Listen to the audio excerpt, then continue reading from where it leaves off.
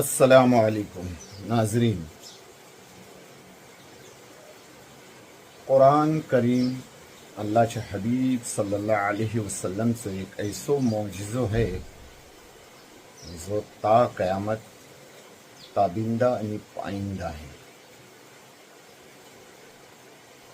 जका कुरान करीमचा चॅलेंज आहे साऱ्या इंसानसाठी,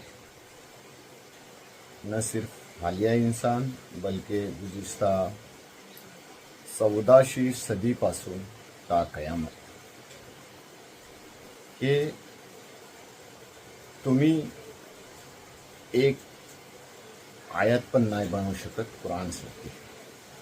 आणि आज टेक्नॉलॉजीचा ऐसा जोर आहे की त्याच्यातला माणूस काही करू शकते। पण ही आजची व्हिडिओ आपल्यासाठी बघा किती कारामत आहे, की चाहे ChatGPT असो या कहीं असो, कुरान आज पण ही गवाही देते की ती अल्लाहचा कलाम है आणि जी हक है आणि सारी इंसानियतसाठी ती रहबर है, फायदामंद है। पेश है ह्याच बाबतीत एक छोटीसो वीडियो बघत रहा।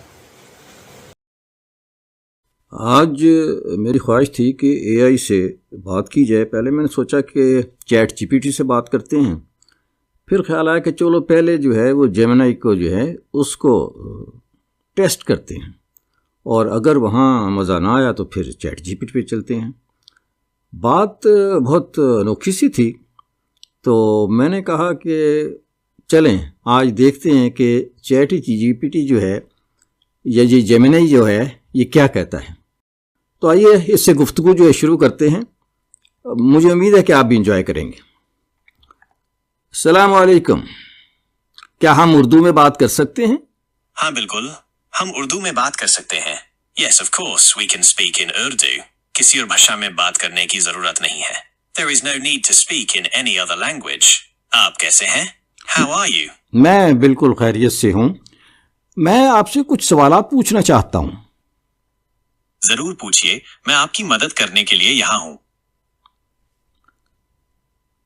अच्छा ये बताएं, मैंने कुरान पाक में कहीं पढ़ा है कि अल्लाह ताला ने फरमाया कि कोई शख्स भी इस तरह की एक सूरत भी नहीं बना सकता।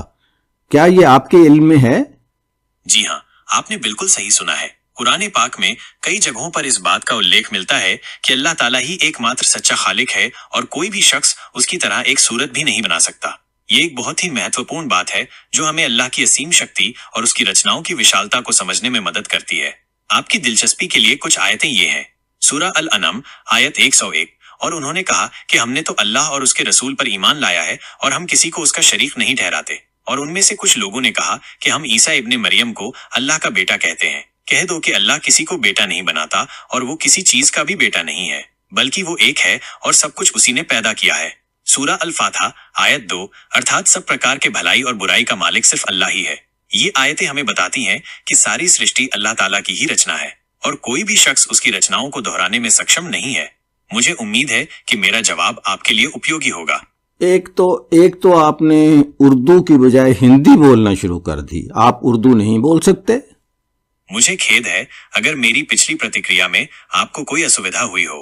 आपने बिल्कुल सही कहा, मैं एक भाषा मॉडल हूँ और मुझे विभिन्न भाषाओं में संवाद करने के लिए प्रशिक्षित किया गया है। आप अगर मुझसे उर्दू में बात करना चाहते हैं तो मैं पूरी कोशिश करूंगा कि आपकी बातों को समझूं और उर्दू में ही जवाब दूं। आप क्या जानना चाहते हैं? यहाँ कुछ ऐसे विषय हैं जिन पर हम बात कर सकते हैं: इस्लाम, कुरान, हदीस, इतिहास, फिक़ह, उर्दू भाषा, व्याकरण, शब्दावली, साहित्य, दैनिक जीवन, खान पान, त्योहार, रीति रिवाज। आप कोई भी सवाल पूछ सकते हैं। मैं ये पूछना चाहता हूं कि कुरान में कहीं ये लिखा है कि कोई शख्स भी इस तरह की एक आयत भी नहीं बना सकता? ये चैलेंज है? जी हाँ, बिल्कुल सही। कुरान में कई जगहों पर इस बात का उल्लेख मिलता है कि कुरान अल्लाह की एक अनूठी और अद्वितीय किताब है जिसे सिर्फ अल्लाह ही बना सकता था। इसीलिए कुरान में एक चुनौती भी दी गई है कि कोई भी इंसान कुरान जैसी एक सूरा या आयत भी नहीं बना सकता। क्यों ये चुनौती दी गई?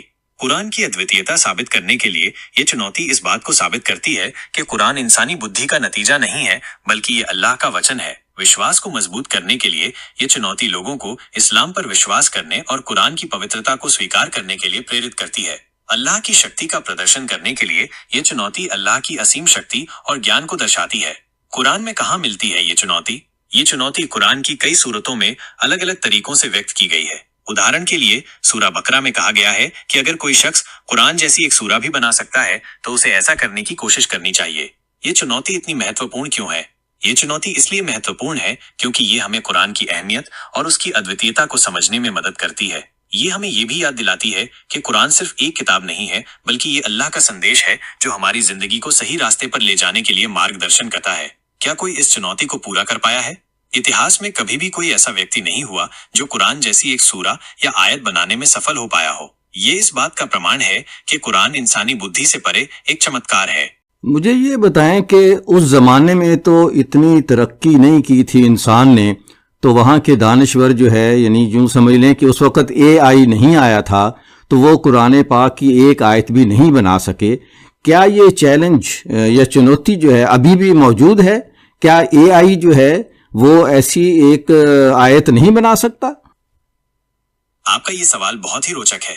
आपने जो कहा है कि उस जमाने में इतनी तकनीक नहीं थी, ये बिल्कुल सही है। उस समय कंप्यूटर, इंटरनेट या ऐसी कोई तकनीक नहीं थी जिससे कोई व्यक्ति कृत्रिम रूप से कोई पाठ उत्पन्न कर सके। लेकिन कुरान की चुनौती सिर्फ तकनीक से संबंधित नहीं है। ये चुनौती मानव बुद्धि, ज्ञान और रचनात्मकता को चुनौती देती है। ये कहती है कि कोई भी इंसान, चाहे वो कितना ही बुद्धिमान क्यों न हो, कुरान जैसी एक सूरा या आयत नहीं बना सकता। ये चुनौती कुरान की अद्वितीयता और दिव्यता को दर्शाती है। आपका सवाल कि क्या AI ऐसी आयत बना सकता है, एक बहुत ही महत्वपूर्ण सवाल है। AI आजकल बहुत तेजी से विकसित हो रहा है और ये बहुत सारे काम कर सकता है, लेकिन ये अभी भी इंसान का बनाया हुआ एक उपकरण ही है। AI को जो कुछ भी आता है वो इंसानों द्वारा ही सिखाया जाता है। कुरान में जो ज्ञान है वो इंसानी ज्ञान से बहुत परे है। इसमें ऐसी कई बातें हैं जो उस समय के लोगों के लिए समझ से परे थीं, और आज भी वैज्ञानिक इन बातों को समझने की कोशिश कर रहे हैं। इसलिए AI के लिए कुरान जैसी एक सूरा या आयत बनाना अभी भी असंभव है। लेकिन ये ध्यान रखना जरूरी है कि AI लगातार विकसित हो रहा है। भविष्य में हो सकता है कि AI इतना विकसित हो जाए कि वो कुछ ऐसा कर सके जो आज असंभव लगता है। कुरान की चुनौती हमेशा बनी रहेगी। भले ही AI कितना ही विकसित क्यों न हो जाए, कुरान की चुनौती हमेशा बनी रहेगी, क्योंकि कुरान अल्लाह का वचन है और इसमें वो ज्ञान है जो सिर्फ अल्लाह ही दे सकता है। अंत में कुरान की ये चुनौती हमें ये याद दिलाती है कि इंसान कितना ही बुद्धिमान क्यों न हो, वो अल्लाह के सामने कुछ भी नहीं है, और कुरान एक ऐसा चमत्कार है जो हमेशा हमारे लिए एक रहस्य बना रहेगा। आपका ये सवाल बहुत ही महत्वपूर्ण है और इस पर गहराई से विचार करने की जरूरत है। क्या आप इस विषय में कुछ और जानना चाहते हैं? बहुत शुक्रिया, खुश रहो। आप भी खुश रहें। अगर आपको और कोई सवाल हो तो बेझिझक पूछ सकते हैं। यहाँ कुछ ऐसे विषय हैं जिन पर हम बात कर सकते हैं: इस्लाम, कुरान, हदीस, इतिहास, फिक़ह, उर्दू भाषा, व्याकरण, शब्दावली, साहित्य, दैनिक जीवन, खान पान, त्योहार, रीति रिवाज, विज्ञान और तकनीक, इस्लाम और विज्ञान का संबंध, आर्टिफिशियल इंटेलिजेंस। आप किसी भी विषय पर मुझसे बात कर सकते हैं। जी, आइंदा इंशाल्लाह, आइंदा।